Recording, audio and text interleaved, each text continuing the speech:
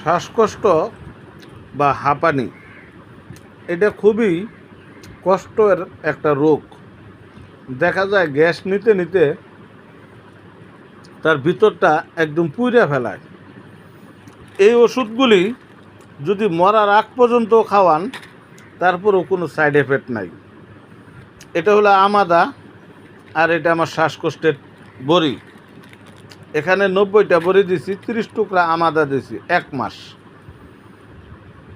আমি যে দাদা ভাইয়ের জন্য পাঠাবো, উনি মিরপুর থাকে।